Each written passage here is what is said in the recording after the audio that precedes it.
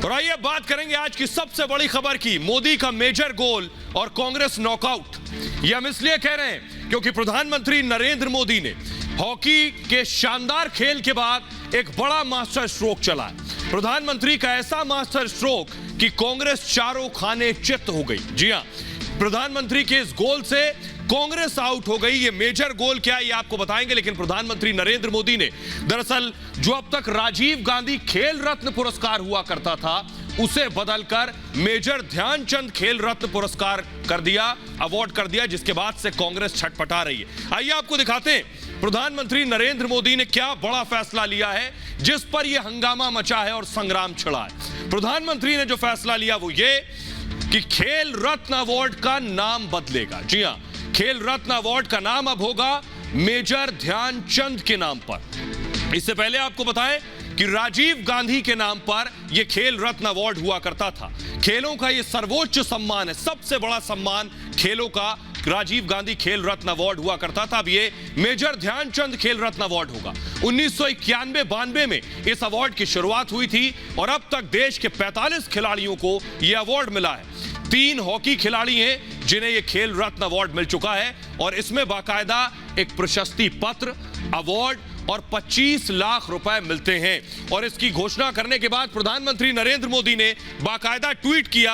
आइए आपको प्रधानमंत्री ने कैसे देश को जब बताया कि अब इसका नाम बदला जाएगा, प्रधानमंत्री ने लिखा खेल रत्न अवार्ड का नाम अब मेजर ध्यानचंद किए जाने को लेकर देश के अलग अलग हिस्सों से जनता की तरफ से भारी मांग की गई। प्रधानमंत्री का कहना है कि जनता की मांग थी ये, लोगों की भावनाओं को देखते हुए इसका नाम अब मेजर ध्यानचंद खेल रत्न पुरस्कार किया जा रहा है। यह प्रधानमंत्री ने ट्वीट कर देश को बताया। आइए अब आपको बताता हूं मैं कि दरअसल इसी पर क्यों हंगामा छिड़ा है, किसी के मान और सम्मान की वजह से आखिर किसी को परेशानी क्यों हो सकती है। देखिए जरा पहले रिपोर्ट। अब तक देश की हर चीज पर गांधी परिवार अपनी छाप लगा दिया करता था। देश में स्कूल हो, कॉलेज हो, विश्वविद्यालय हो, अस्पताल से एयरपोर्ट तक और स्टेडियम से लेकर सरकार की दर्जनों योजनाओं के नाम अब तक सिर्फ और सिर्फ गांधी परिवार के नाम पर ही होते थे। फिर भला एक अवार्ड का नाम राजीव गांधी के नाम से मेजर ध्यानचंद करने पर हंगामा क्यों? राहुल, मेजर ध्यानचंद खेल रत्न अवार्ड किया गया, क्या कहेंगे आप? मेजर ध्यानचंद खेल रत्न अवार्ड किया गया है। सबसे पहले तो नरेंद्र मोदी स्टेडियम का नाम भी बदल दीजिए, अरुण जेटली स्टेडियम का नाम भी बदल दीजिए, तो पूरा देश आपके इस फैसले से सहमत होगा। दुर्भाग्य ये है कि मोदी जी को बड़ी लकीर खींचनी नहीं आती, वो दूसरों की लकीरें मिटाते फिरते हैं। खेल रत्न अवार्ड देश के सबसे बड़े खेलों का सम्मान है, तो इसका नाम देश के सबसे बड़े खिलाड़ी के नाम पर होना चाहिए या फिर गांधी परिवार के नाम पर? खेल अवार्ड अगर खिलाड़ी के नाम नहीं होंगे तो किसके नाम होंगे? बाकी आप सारे अवार्ड बाकी पॉलिटिशियंस के नाम कर सकते हैं, लेकिन खेल रत्न तो खिलाड़ी के नाम ही होना चाहिए। इनफैक्ट जो भारत रत्न जिनको मिलना चाहिए था उनके नाम अब अवार्ड हुआ है, तो ये मोदी सरकार ही कर सकती है। पूरे देश को गौरवान्वित किया था, ये उसके प्रति एक सच्ची श्रद्धांजलि है। जिनको मेजर ध्यानचंद जी के बारे में नहीं पता उन्हें पता लगना चाहिए और भारत रत्न भी ध्यानचंद जी को, मेजर ध्यानचंद जी को मिलना चाहिए। कि मेजर ध्यानचंद से बड़ा नाम नहीं है जिसने दुनिया में अपनी पहचान बनाई हो, और मैं मानता हूँ इस बात के लिए मैं प्रधानमंत्री जी का अभिनंदन करता हूँ। वो राजनीतिक एजेंडा जरूर था, जो कि कभी भी खेलों को प्रोत्साहन देने के लिए जो प्रेरणा जो हमारे महान खिलाड़ी कभी आज तक हुए हैं पहले, उनके नामों से जो प्रेरणा मिल सकती है वो किसी राजनीतिक व्यक्ति के नाम से प्रेरणा नहीं मिल सकती है। और आइए आपको सबसे पहले बताते हैं जिन शख्सियत के ऊपर यह हंगामा मचा है वो थे कौन, वो क्या शख्सियत थे। सबसे पहले आपको ये बताते हैं, ये है मेजर ध्यानचंद। पद्म भूषण से सम्मानित किए गए थे मेजर ध्यानचंद। इसे मूव करेंगे। 16 साल में, जरा ध्यान से पढ़िएगा, 16 साल में सेना ज्वाइन कर ली और मेजर बन गए थे 16 साल की उम्र में। मेजर ध्यानचंद ने भारत को 1-2 नहीं 3-3 गोल्ड मेडल दिलाए हैं, 3 गोल्ड ओलंपिक में। 1928 में, 1932 में, 1936 में ओलंपिक में गोल्ड मिला भारत को। सोचिए भारतीय हॉकी क्या रही होगी मेजर ध्यानचंद की बदौलत। चांद की रोशनी में मेजर प्रैक्टिस किया करते थे, मूनलाइट में प्रैक्टिस करते थे, इसलिए इनका नाम मेजर ध्यानचंद पड़ा। उनका जन्म 29 अगस्त 1905 में प्रयागराज में हुआ था। 29 अगस्त को जन्मदिन पर ही खेल दिवस जो मनाया जाता है, 29 अगस्त को मेजर के जन्म दिवस पर ही मनाया जाता है। 1928 में 14 गोल किए थे, 1928 में 14 गोल किए थे, इसलिए उन्हें हॉकी का जादूगर कहा जाता है। तो अब सोचिए आखिर इस शख्सियत के नाम पर देश का सर्वोच्च खेल सम्मान ना हो तो किसके नाम पर हो। एक और उनकी बड़ी उपलब्धि बताते हैं कि मेजर ध्यानचंद एक के बाद एक ताबड़तोड़ गोल किए जा रहे थे। 1936 में ओलंपिक में जर्मनी के खिलाफ गोल कर रहे थे, और ये देखिए उसके बाद जर्मनी में हिटलर मैच देख रहा था हॉकी का, और जब देखा उसने कि मेजर ध्यानचंद एक के बाद एक गोल कर रहे हैं, तो हिटलर दरअसल उनसे मिलने के पहले तो मैच छोड़कर चला गया, और उसके बाद हिटलर ने बाकायदा मेजर ध्यानचंद से कहा था कि वो उनकी टीम की तरफ से खेलें, उनके मुल्क में आकर खेलें, लेकिन मेजर ध्यानचंद ने तब हिटलर का ये ऑफर ठुकरा दिया था। आइए अब आपको बताने जा रहा हूं मैं कि ये हंगामा तब बरपा है जब देश की ज्यादातर योजनाओं के नाम नेहरू गांधी परिवार पर ही हैं। जरा पूरी लिस्ट मैं आपको दिखाने जा रहा हूं, देखिए जरा, आप भी देखकर चौंक जाएंगे कि आखिर ऐसा कैसे हो सकता है। देखिए जरा, देश की एक दो नहीं, ध्यान से देखिएगा क्या आंकड़ा लिखा है, 600 सरकारी योजनाएं जो है गांधी परिवार के नाम पर, 600 सरकारी योजनाएं। आगे बढ़िए, 201 सड़क, भवन और स्थान गांधी परिवार के नाम पर है। 98 शैक्षणिक संस्थान पर गांधी परिवार का कब्जा है, उनके नाम पर है। 50 देश के अवार्ड और पुरस्कार गांधी परिवार के नाम पर है। 29 खेल स्टेडियम किसके नाम पर है? गांधी परिवार के नाम पर। देश की 27 योजनाएं ऐसी हैं जो इसी परिवार के नाम पर हैं। 19 नेशनल पार्क, 15 नेशनल पार्क और म्यूजियम गांधी परिवार के नाम पर है। 15 राष्ट्रीय उद्यान, अभ्यारण्य और संग्रहालय गांधी परिवार के नाम पर है। 15 छात्रवृत्ति या फेलोशिप पर भी नेहरू गांधी परिवार की छाप है। 5 हवाई अड्डे यानी एयरपोर्ट्स और बंदरगाह 5 ऐसे हैं जिस पर गांधी परिवार का नाम है। 52 राज्य सरकारों की योजनाएं, राज्य सरकारों की 52 योजनाओं पर भी गांधी परिवार की मुहर है। इससे आप बखूबी अंदाजा लगा सकते हैं क्या एक नाम बदलने से कांग्रेस को अब परेशानी होनी चाहिए? कम से कम ये आईना दिखाने के बाद तो नहीं होनी चाहिए। आइए अब आपको दिखाते हैं, दूर मत जाइए, तस्वीरें दिखा देता हूं मैं आपको। एयरपोर्ट की तस्वीर देखिए जरा, ये देखिए इंदिरा गांधी इंटरनेशनल एयरपोर्ट किसके नाम पर? ये देखिए इंदिरा गांधी अंतर्राष्ट्रीय हवाई अड्डे की तस्वीरें मैं आपको दिखा रहा हूं, एयरपोर्ट भी उनके नाम पर है। न सिर्फ एयरपोर्ट, स्टेडियम देखिए, अगली तस्वीर मैं आपको दिखा रहा हूं, Rajiv Gandhi state sports Huda complex Rajiv Gandhi के नाम पर है। न सिर्फ स्टेडियम, ये एक स्टेडियम नहीं है, इसके अलावा आपको बताएं यूनिवर्सिटी देखिए जरा, ये देखिए मोतीलाल नेहरू कॉलेज किसके नाम पर है। इसके अलावा आपको दिखाएं जवाहरलाल नेहरू यूनिवर्सिटी, राजीव गांधी यूनिवर्सिटी। ये सब बता रहा है कि अब तक न जाने जब से सरकार बनी 2015 से पहले, मैं आपको बताऊं मोदी सरकार आने से पहले आधी देश की योजनाएं इसी तरह गांधी नेहरू परिवार के नाम पर ही हुआ करती थी। आइए अब आपको सुनवाते हैं, देश के लोगों को भी इसका बखूबी अंदाजा है कि कैसे लंबे वक्त से राज करने के दौरान सिर्फ और सिर्फ हर जगह गांधी परिवार का नाम है। लोगों में इसको लेकर गुस्सा या रोष है या नहीं, खुद हमने लोगों से जाकर पूछा, सुनिए जरा। इस तरह खिलाड़ियों के नाम पर अवार्ड होने भी चाहिए। इनके नाम से अवार्ड है तो बच्चों के अंदर और स्पिरिट जागेगी कि हम इस अवार्ड को लेंगे तो हमें और ज़्यादा प्राउड महसूस होगा। मुझे तो खुशी है इस बात से और मैं इस फैसले से एग्री हूँ। बहुत बढ़िया नाम दिया है जी, इतने अवार्डेड नाम को जो दिया जा रहा है उसमें मैं समर्थन करता हूँ। मेजर ध्यानचंद के नाम पे ही ये बहुत अच्छे खिलाड़ी हैं, इनके नाम पे ही पहले से ही रखना था, लेकिन ये जो अब रखे हैं बहुत अच्छा काम करा है मोदी सरकार ने।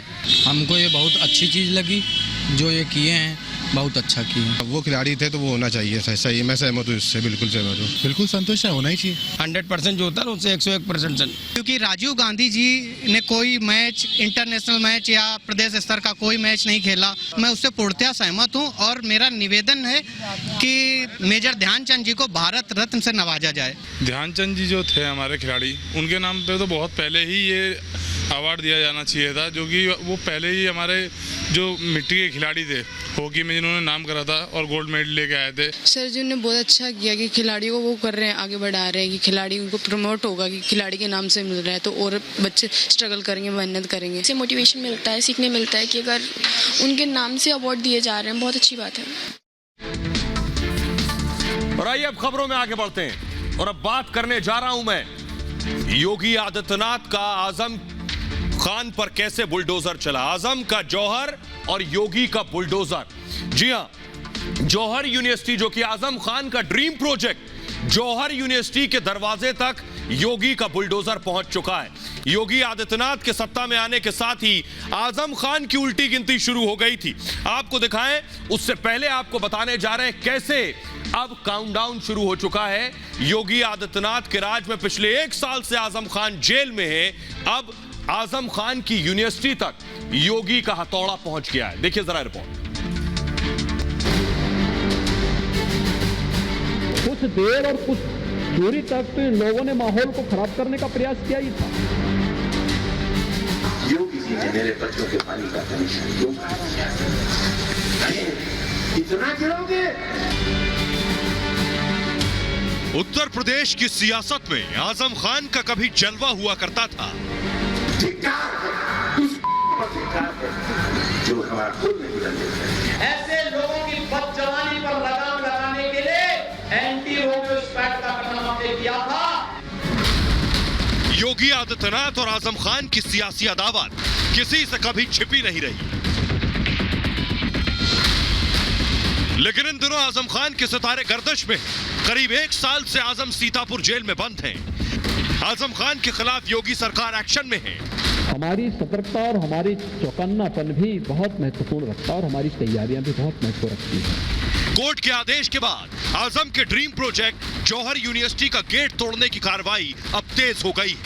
योगी की पुलिस ने आजम खान के घर के बाहर नोटिस चस्पा कर दिया है। इसके लिए आजम खान को 15 दिन का वक्त दिया गया है। इसके साथ ही आजम खान को 1,63,80,000 का जुर्माना भरने और कब्जा हटाने का नोटिस भी जारी किया गया है। अवैध चीजें बनवाते जा रहे हैं, आजम खान ने जो बनाए हैं उस पे जो सही कार्रवाई है वो सरकार कर रही है और कानून अपना काम कर रहा है, तो कानून को अपना काम करने दें। उनको जो लगता है विपक्ष को वो करते रहें उस पे। एसडीएम कोर्ट ने जांच के बाद गेट तोड़ने का आदेश दिया था, जिसके खिलाफ जिला अदालत में आजम खान की अपील खारिज हो गई। और आइए अब आपको दिखाते हैं जरा आजम खान की यूनिवर्सिटी का वो दरवाजा, वो गेट जिसे तोड़ा जाएगा। ये आपको बताएं, वो दरवाजा, वो गेट आपको बताएं, उससे पहले आपको दिखाएं, उससे पहले आपको बताते हैं दरअसल क्या एक्शन होने वाला है आजम खान पर। आजम खान का ड्रीम प्रोजेक्ट है जौहर यूनिवर्सिटी। जी हां, जौहर यूनिवर्सिटी की जमीन को लेकर शुरू हुई विवाद हुआ। किसान की जमीनें कब्जा करके यह गेट बनाया गया, यूनिवर्सिटी बनाई गई, ऐसा भी आरोप है। साल 2019 में 26 किसानों ने मुकदमे दर्ज कराए थे। दरअसल सरकारी जमीन पर बना है आजम का जौहर यूनिवर्सिटी का गेट और इसी को लेकर शिकायत की गई थी। इस सड़क को पीडब्ल्यूडी ने बनवाया है और यह सड़क 13 करोड़ रुपए की लागत से बनी है और इसी पर यूनिवर्सिटी का गेट बना है। एसडीएम कोर्ट ने इसे हटाने का फैसला सुनाया था, जिसके खिलाफ आजम ने अपील की थी, लेकिन आजम को राहत नहीं मिली। अब गेट तोड़ने के लिए सिर्फ 30 दिन का वक्त दिया गया है। 30 दिन की डेडलाइन है। आपको बताएं 13 हेक्टेयर से ज्यादा, लगभग 14 हेक्टेयर की जमीन कब्जाने का आरोप आजम खान पर है और पिछले 2 साल से यह मामला अदालत में चल रहा था, जिस पर अब फैसला आया है और जल्द यूनिवर्सिटी का ये जो गेट है इसे तोड़ दिया जाएगा। आइए अब आपको वो गेट दिखाते हैं। जौहर यूनिवर्सिटी का गेट कैसा है जरा देखिए। ये है वो गेट, ये जो आप देख रहे हैं यहां से वहां तक ये है यूनिवर्सिटी का गेट। बताया जाता है ये जो जमीन है ये सरकारी जमीन है। इस सरकारी जमीन पर ही आजम खान ने गेट बना दिया अपनी प्राइवेट निजी यूनिवर्सिटी का। और ये जो सड़क देख रहे हैं ये पीडब्ल्यूडी विभाग ने सड़क बनाई है करोड़ों रुपए की। आजम खान ने इस पर यूनिवर्सिटी का गेट बना दिया जो अवैध कब्जा है। अब इसे ध्वस्त किया जाएगा, बाकायदा इसके लिए नोटिस चिपका दिया गया है। आइए अब आपको बताते हैं कि करीब 1 साल से जब से योगी की सरकार आई उसके बाद आजम खान पर एक्शन शुरू हुआ और 1 साल से आजम खान जेल में है। कौन कौन से केस उनके खिलाफ अब तक हो चुके हैं ये आपको बताने जा रहे हैं। आजम पर सिर्फ यही एक केस नहीं, योगी के सत्ता में आने के साथ ही आजम खान के खिलाफ एक के बाद एक मामले दर्ज हुए। आजम खान पर शिकंजा कसा। अब तक 100 से ज्यादा एफआईआर आजम के खिलाफ हो चुकी हैं। 100 से ज्यादा एफआईआर। आजम खान पर पहला आरोप है किसानों की जमीन कब्जाने का आरोप है। जी हां, किसानों की जमीन पर अवैध तरह से कब्जा किया। सरकारी जमीन हड़पने का इल्जाम आजम खान पर है, इसमें उनके खिलाफ मामला दर्ज है। इसे मूव करेंगे। भैंस चोरी का आरोप, जी हां, भैंस चोरी का आरोप भी आजम खान पर है। इसके साथ ही मदरसा आलिया से किताबें चोरी करने का भी आरोप लगा। बेटे के 2 बर्थ सर्टिफिकेट का केस भी आजम एंड फैमिली के खिलाफ चल रहा है। पासपोर्ट और पैन कार्ड में गलत जानकारी का मामला भी उनके खिलाफ चल रहा है। आचार संहिता उल्लंघन का मामला भी उनके खिलाफ है और अमर्यादित टिप्पणी के भी मामले आजम खान के खिलाफ हैं। तो लगभग 100 केस उन पर हैं और 40 से ज्यादा केस उनके सुपुत्र अब्दुल्ला पर हैं। आइए अब आपको बताते हैं कि कभी आजम खान का जलवा था, कैसे आजम खान अर्श से फर्श पर आ गए पिछले 1 से 1.5 साल में। मुलायम सिंह की सरकार में आजम खान का जलवा हुआ करता था। आजम की हैसियत नंबर 2 की हुआ करती थी। 9 बार रामपुर से विधायक रहने के साथ ही वो रामपुर से सांसद चुने गए। समाजवादी पार्टी की सरकार में संसदीय कार्य मंत्री और नगर विकास मंत्री जैसे अहम पदों पर रहे। आजम के ड्रीम प्रोजेक्ट जौहर यूनिवर्सिटी की नींव आपको बताएं खुद नेताजी यानी मुलायम सिंह यादव ने रखी थी। लेकिन योगी सरकार के आने के बाद आजम की मुश्किलें बढ़ती चली गईं। आजम के खिलाफ 100 से ज्यादा एफआईआर दर्ज हुई। आजम पर रामपुर, मुरादाबाद से लेकर लखनऊ तक केस दर्ज हुए। करीब 1 साल से आजम सीतापुर की जेल में बंद है। योगी सरकार ने रामपुर में फैले आजम खान के अवैध निर्माण वाली संपत्तियों पर कार्रवाई करनी शुरू की। आजम खान के खिलाफ सरकारी और गरीब किसानों की कृषि योग्य भूमि हथियाने को लेकर कई मामले दर्ज किए गए। इसके बाद आजम को भूमाफिया तक घोषित कर दिया गया। बेटे अब्दुल्ला आजम के 2 जन्म प्रमाण पत्र मामले में भी आजम के खिलाफ सुनवाई चल रही है। 2 जन्म प्रमाण पत्र यानी बर्थ सर्टिफिकेट के साथ ही 2 पैन कार्ड, 2 पासपोर्ट मामले में 11 अगस्त को सुनवाई होगी। इस मामले में आजम के साथ ही उनकी पत्नी तंजीन फातिमा पर भी केस चल रहा है। आजम खान के पिता के नाम पर बने एक पार्क का नाम योगी सरकार ने बदल दिया और कुल मिलाकर आजम खान की मुश्किलें अभी खत्म होती नहीं दिख रही हैं। लेकिन समाजवादी पार्टी का यह कहना है, क्योंकि आजम खान उनकी पार्टी के एक बड़ा मुस्लिम चेहरा थे, समाजवादी पार्टी का एक आरोप रहा कि योगी आदित्यनाथ बदले की कार्रवाई कर रहे हैं। लेकिन बीजेपी का कहना यह है कि दरअसल ये पूरी कार्रवाई अदालत की एक्शन पर हो रही है, अदालत की सुनवाई पर हो रही है। योगी आदित्यनाथ का इसमें कोई दखल नहीं। जरा रिपोर्ट देखिए। समाजवादी पार्टी कह रही है ये योगी का बदलापुर है। देखिए रिपोर्ट।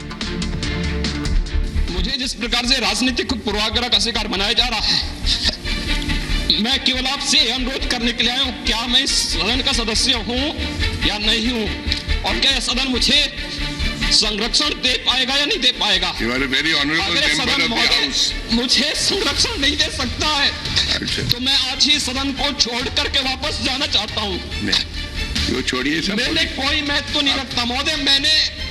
मैंने अपने जीवन से संन्यास लिया है अपने समाज के लिए। मैंने अपने परिवार को छोड़ा है, मैंने अपने माँ बाप को छोड़ा है, लेकिन आज मुझे अपराधी बनाया जा रहा है महोदय, केवल राजनीतिक पूर्वाग्रह के तहत। ये तस्वीर तब की है जब योगी आदित्यनाथ गोरखपुर से सांसद थे। मुलायम सरकार के खिलाफ योगी आदित्यनाथ संसद में जमकर बरसे थे। योगी ने समाजवादी पार्टी सरकार पर अपने ऊपर झूठे केस और राजनीतिक साजिश में फंसाने का आरोप लगाया था। अब समाजवादी पार्टी आजम के खिलाफ कार्रवाई को लेकर योगी सरकार पर यही आरोप लगा रही है। अखिलेश ने कई बार इस मुद्दे पर योगी सरकार पर निशाना साधा, लेकिन बीजेपी ने पूछा अगर ये बदले की कार्रवाई होती तो कोर्ट से आजम खान को राहत मिल गई होती। जी ने जिस प्रकार की अपनी काली करतूतों को, कारनामों को अंजाम दिया था सत्ता के दंभ में, वो एक एक करके धाराशायी हो रहा है। आजम खान पर किसी प्रकार की पॉलिटिकल मोटिवेशन की अगर कार्रवाई होती तो न्यायपालिका से निर्णय होता, न्यायपालिका से उनको छूट मिल जाती, न्यायपालिका से उनको बेल ग्रांट हो जाती। आइए खबरों में आगे बढ़ते हैं और अब बात करते हैं उत्तर प्रदेश के सियासी डीएनए की। कैसे डीएनए पर हंगामा मचा हुआ है। यूपी का सियासी डीएनए, आखिर चुनाव नजदीक है और चुनाव से पहले आपको याद होगा बिहार में भी चुनाव से पहले डीएनए पर बवाल हुआ था। उसी तरह उत्तर प्रदेश में अब डीएनए की लड़ाई छिड़ गई। पूरी लड़ाई क्या है ये आपको बताएं, उससे पहले देखिए जरा रिपोर्ट।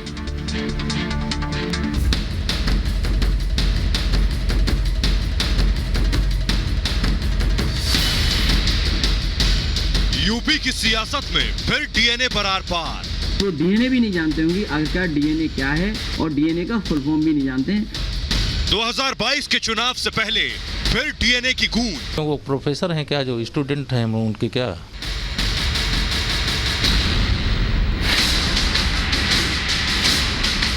उत्तर प्रदेश में होने वाले चुनाव से पहले एक बार फिर डीएनए की गूंज सुनाई देने लगी है। एक तरफ तो सीएम योगी आदित्यनाथ हैं, तो दूसरी तरफ है समाजवादी पार्टी के मुखिया अखिलेश यादव।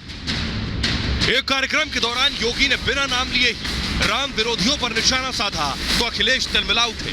दरअसल एक कार्यक्रम के दौरान योगी ने कहा भगवान श्री राम हर किसी के पूर्वज हैं, जो नहीं मानते उनका डीएनए ही संदेहास्पद है। उन्होंने कहा अयोध्या में रामलीला का मंचन करने आए इंडोनेशिया के कलाकारों से बात की तो इंडोनेशिया के कलाकारों ने कहा हम इस्लाम को मानते हैं और उसका पालन करते हैं, लेकिन भगवान श्री राम उनके पूर्वज हैं। जब विदेशी कलाकारों को श्री राम का वंशज कहने पर गर्व है तो फिर भारत में रहने वालों के साथ ऐसा क्यों नहीं। इस पर समाजवादी पार्टी के अध्यक्ष आग बबूला हो गए और मुख्यमंत्री योगी आदित्यनाथ से सवाल पूछने लगे, क्या डीएनए का मतलब भी पता है? डीएनए को लेकर के मैंने सुना है जिस तरीके से हमारे मुख्यमंत्री जी को लैपटॉप चलाना नहीं आता है इसलिए लैपटॉप नहीं बांटा। आज एक नई चीज उन्होंने जानी है, किस बायोलॉजिस्ट से मिले, किस डॉक्टर से मिले, मुझे नहीं पता है। शायद वो डीएनए भी नहीं जानते होंगे आखिरकार डीएनए क्या है और डीएनए का फुल फॉर्म भी नहीं जानते हैं। मैं तो पत्रकार साथियों से कहूंगा कि वो जहां कहीं भी हों, आप अपना कैमरा लगा दीजिए और उनसे पूछिए डीएनए क्या है। किसी को अगर आपत्ति होती है, भारत में रहे, भारत माता की जय कहने में आपत्ति होती है, वंदे मातरम कहने में आपत्ति होती है, तो इस प्रकार का सवाल खड़ा होगा। और अखिलेश जी वकील ना बने ऐसे लोगों के जो न राम को मानने वाले हैं, न देश को मानने वाले हैं, सदा जो रामद्रोही का काम किए हैं, जो देश विरोधी शक्तियों को प्रश्रय देने का काम किए, उनके वकील न बने। अब डीएनए पर हंगामा हो रहा है। अखिलेश ने पूछ लिया डीएनए क्या है, तो सबसे पहले आइए आपको बताते हैं डीएनए है क्या, क्योंकि बहुत से लोग नहीं जानते हैं डीएनए क्या है। इसी बहाने जान लेते हैं डीएनए क्या है। डीएनए यानी deoxyribo nucleic acid. Deoxyribo nucleic acid कहते हैं डीएनए को। डीएनए एक तरह की इंसान की कुंडली होता है। इस डीएनए में आपके बारे में सारी जानकारी होती है। किसी के वंश यानी परिवार का पता डीएनए के जरिए चल सकता है। आनुवांशिक जैविक बीमारी की जानकारी डीएनए देता है, जो वंश से चली आ रही बीमारी। गंभीर अपराधों की जांच में भी डीएनए का टेस्ट होता है और इसके अलावा आपके बाल, नाखून और थूक की जांच के जरिए डीएनए का पता चल सकता है। ये हो गई डीएनए की बात, लेकिन डीएनए सिर्फ डीएनए नहीं है, इसके बहुत से सियासी मायने छिपे। तो आइए अब आपको बताते हैं कि आखिर इस डीएनए के पीछे सियासी मायने क्या छुपे। चुनाव से पहले आखिर डीएनए की बात होने के पीछे वजह क्या, इसे इस तरह से समझिए। दरअसल योगी आदित्यनाथ, बीजेपी का सियासी एजेंडा है हिंदुत्व और अखिलेश यादव की मजबूरी है मुस्लिम तुष्टीकरण। तो अब योगी आदित्यनाथ ने क्या किया, यूपी में योगी को राम का सहारा है। चुनाव में बेशक राम के नाम की बात होगी और राम मंदिर पर सवाल उठा चुके हैं अखिलेश यादव, उसके दान पर भी अखिलेश यादव सवाल उठा चुके हैं। योगी ने क्या किया कि इस दौरान डीएनए वाले बयान के जरिए विपक्ष को घेरा। योगी को पता था जैसे ही वो डीएनए की बात करेंगे, देश के डीएनए की बात करेंगे, सबका डीएनए श्री राम का है, तो सबसे पहले कौन जवाब देगा चुनाव से पहले? अखिलेश यादव। और अखिलेश यादव उसमें फंसने के डर से अखिलेश ने क्या किया, कोई जवाब दे उससे पहले अखिलेश ने कह दिया कि योगी डीएनए का फुल फॉर्म बता दें, डीएनए का मतलब बता दें। अखिलेश ने बचने की कोशिश की, लेकिन आइए अब आपको इसकी असल वजह बताते हैं। ये बताएं कि बात हो रही है, योगी आदित्यनाथ ने कहा कि इंडोनेशिया में जो लोग रहते हैं वो भी बताते हैं कि उनका डीएनए प्रभु श्री राम का है, उन्हें किसी बात का डर और शर्म नहीं है। तो आपको बताएं, देखिए जरा, ये भारत है और ये इंडोनेशिया है। दोनों मुल्कों की दूरी आपको हम बता रहे हैं, कहां इंडोनेशिया मौजूद है ये मैं आपको बताने की कोशिश कर रहा हूं। भारत और इंडोनेशिया, भारत और इंडोनेशिया का ताल्लुक क्या है, योगी ने किस संदर्भ में ये बात कही। सियासी बात तो मैंने आपको बता दी, लेकिन योगी ने ऐसा कहा क्यों, अब आपको ये बताते हैं। दरअसल भगवान श्री राम से कैसे इंडोनेशिया का कनेक्शन है, कैसे इंडोनेशिया के लोग भगवान श्री राम का सम्मान करते हैं। इंडोनेशिया में 90% आबादी मुस्लिम है, 90% मुस्लिम आबादी है, लेकिन यहां के लोग भगवान श्री राम का सम्मान करते हैं और पुरुषोत्तम राम के आदर्शों को मानते हैं। इंडोनेशिया का श्री राम से लगाव इतना ज्यादा है कि इंडोनेशिया में लगातार रामायण का मंचन होता है। इंडोनेशिया की अपनी रामायण है, आपको बताऊं, जो भारत की रामायण से थोड़ी अलग है। इंडोनेशिया की रामायण में 26 अध्याय हैं और इसे काकावीन रामायण के नाम से जाना जाता है। भारतीय प्राचीन सांस्कृतिक रामायण के रचयिता आदि कवि ऋषि वाल्मीकि हैं, जबकि इंडोनेशिया की रामायण के रचयिता कवि योगेश्वर हैं। और इंडोनेशिया के कलाकार न सिर्फ इंडोनेशिया में रामलीला का मंचन करते हैं, बल्कि भारत में भी इंडोनेशिया के कलाकार रामायण का मंचन करते हैं। हालांकि आपको बताएं, भारतीय रामायण में भी इंडोनेशिया का जिक्र है। वाल्मीकि रामायण के किष्किंधा कांड में वर्णन है कि कपिराज सुग्रीव ने, इसे बहुत ध्यान से समझिएगा, सुग्रीव ने सीता की खोज में पूर्व की तरफ रवाना हुए दूतों को यव द्वीप और सुवर्ण द्वीप जाने का आदेश दिया था।